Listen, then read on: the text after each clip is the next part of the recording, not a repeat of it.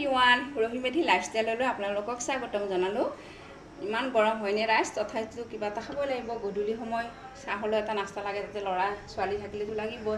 কি বনাওঁ কি নবনাওঁ, আমাৰ মাকবিলাকৰ তেনেকুৱা লাগে। সেই গৰমতো আজি মই গুড়া খুন্দিলোঁ আৰু সেয়ে বেলেগ বেলেগ পিঠা বনাব পাৰোঁ, কিন্তু অলপ গৰমৰ কাৰণে একদম চিম্পুল মানে আজি মই বনাম খোলা চাপৰি পিঠা। সেয়া তাৰ বাবে লৈছোঁ এয়া গুড়া, মানুহ যিমান সিমানখিনি গুড়া ল'লে হ'ল।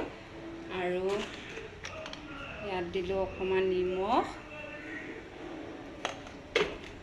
আৰু বহুতে কয় খোলা চাপৰি পিঠা খালে বোলে গেষ্ট্ৰিক হয়, কিন্তু নহয়। এয়া চাওক কি, এয়া হ'ল আমাৰ কলাখাৰ। ঘৰতে বনাইছিলোঁ, বৰ ধুনীয়া ভীমকল পুৰি কেনে এয়া কলাখাৰ বনাইছিলোঁ। আৰু এয়া কলাখাৰ অকণমান দিম। আৰু এই কলাখাৰ দিলে কেতিয়াও আপোনালোকৰ পিঠা খালে অনিষ্ট নকৰে আৰু গেষ্ট্ৰিক নুঠে। আৰু সদায় এই কলাখাৰটো দিবই লাগে। অলপ হৈ গ'ল আৰু অলপমান গুড়া দি লওঁ। তাৰপিছত এতিয়া পানীখিনিৰে বৰ ধুনীয়াকৈ এটা জোখ কৰি ল'ম। জোখত সানি ল'ব লাগিব। সকলোৱে জানে, প্ৰায় মানুহে জানে খোলা চাপৰি পিঠা বনাব। তথাপিতো বাৰু দেখালোঁ আৰু বহুত দিন একো এনেকুৱা বনোৱা ভিডিঅ' দিয়া নাই। অকণমান ব্যস্তও হৈ আছোঁ কিবা কিবি কামত, সেইকাৰণে।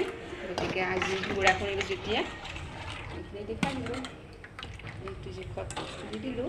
কিছুমানে আকৌ অকণমান গোটাকৈ দিয়ে, কিন্তু কিছুমানে পনীয়াকৈ দিয়ে। সেইটো এটা জোখত কৰি ল'লে। এয়া তাৱা বহাই দিলোঁ, অকণমান ৰিফাইন দিছোঁ। এয়া আপোনালোকৰ কথা, ৰিফাইন দিয়ে তেল দিয়ে আপোনালোকে যি দিয়ে।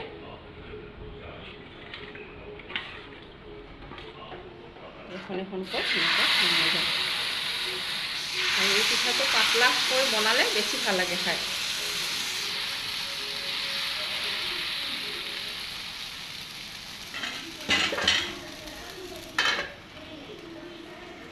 এইফালে চাহ বহাই দিছোঁ, গাখীৰ দিয়া চাহ। এয়া চাহ আমি দুজনেই খাম, আৰু বাবু দুটাক দিম ৰঙা চাহ।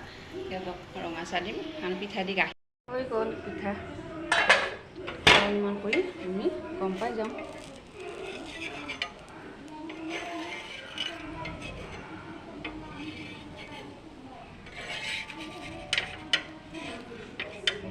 চাউল যে নতুন চাউল, অলপমান আঠা ধৰা ধৰি হৈছে, কিন্তু বৰ ধুনীয়াকৈ পাতলকৈ বনাইছোঁ। এনেকৈ বনালে বাবুহঁতে খাই ভাল পায়। গতিকে এনেকৈ এখন এখনকৈ গোটেইখিনি পিঠা বনাই দিম। পিঠাখিনি বনালোঁ, এতিয়ালৈ 3-4খন বনালোঁ। দুটাকৈ খালে, এয়া ডাঙৰ ল'ৰাক দিছোঁ। নহ'লে সিহঁতে এনেকৈ পিঠাটো খাই ভাল পায় আৰু অনিষ্টও নকৰে, কাৰণ ইয়াত অকণমান কলাখাৰ দিছোঁ, আপোনালোকে দেখিলে। আৰু অকণমান গুৰ মিঠাই দিছোঁ, আৰু ইহঁতক ৰঙা চাহ দিলোঁ। আমি গাখীৰ দিয়া চাহ খালোঁ। গতিকে গধূলি নাস্তা হৈ গ'ল। একদম ফ্ৰেছ ঘৰুৱা মানে আমাৰ পিঠাৰে আজিৰ আমাৰ গধূলি নাস্তাটো হৈ গ'ল। এনেকৈ বেলেগ বস্তু বিস্কুট পিঠা এইবিলাক খোৱাতকৈ এনেকৈ পিঠা বনাই খাবচোন, সকলোৱে দেহৰ কাৰণেও ভাল, আৰু গধূলি নাস্তাটো হৈ গ'ল। এতিয়া আজিলৈ এৰিছোঁ, অন্য এদিন লগ পাম। বাই। ডাঙৰ ল'ৰাই মানে খাই লৈ সি পঢ়া টেবুলত গ'ল। এবাৰ সৰু ল'ৰাক দিছোঁ, আৰু ই মানে গুৰ মিঠৈ নাখায়, সেইকাৰণে চেনি দিছোঁ। হ'ব বা, ভাল লাগিছে খাই, ভাল লাগিছে দেহা পিঠাটো খাই। শেষ কৰি খাবা দে দেহা।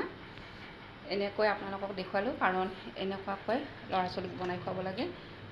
কাৰণ এইখিনি সময়ত এটা সিহঁতক চাহৰ নাস্তা দিবই লাগে, কিন্তু এইখিনি সময়খিনিত মানে কি দিওঁ কি নিদিওঁ, আমাৰ মাকবিলাকৰ তেনেকুৱা লাগে। সেইকাৰণে গুড়া খুন্দি এনেকৈ পিঠা এখন খালে সিহঁতৰ কাৰণে, স্বাস্থ্যৰ কাৰণেও ভাল আৰু পেটো ভৰে। গতিকে আজিলৈ ভিডিঅ'টো ইমানতে এৰিলোঁ। অন্য এদিন আৰু নতুন এটা ভিডিঅ' দিবলৈ চেষ্টা কৰিম।